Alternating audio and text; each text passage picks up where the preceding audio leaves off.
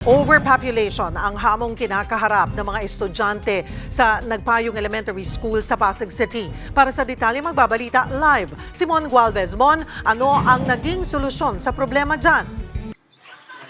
Yes, Cheryl, staggered shifting ang solusyon ng Nagpayong Elementary School dito sa Pinagbuhatan, Pasig.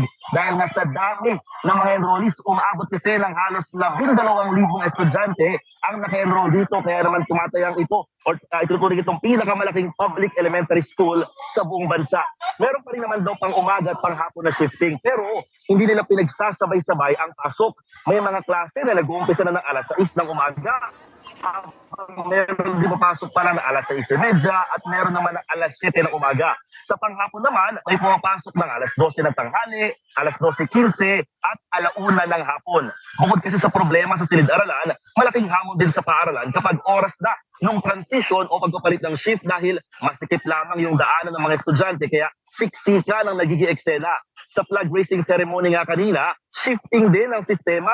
Tanging mga grade 6 students lang ang dumalo mula sections 1 hanggang 15 para magkasya sa covered court. May naka-standby na mga help desk ang Nagpayong Elementary School para sa mga mangangailangan ng assistance pagdating sa classroom assignment. Pero marami naman diretso na kaagad lalo't alam na nila ang kanilang silid-aralan matapos makadalo sa ginawang orientation itong Sabado. Pinapayagan din munang ihatid ng mga magulang ang mga bata diretso sa classroom para may gabay.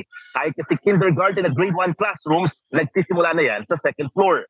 Sinusolusyonan na rin daw ngayon ng mga guro yung mga sirang armchairs na nilagyan nila ng tali para may magamit kahit paano ang mga bata.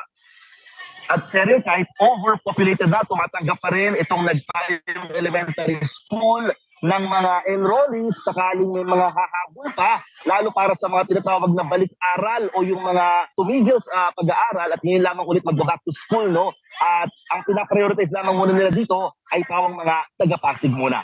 Cheryl. Maraming salamat, Mon Gualvez.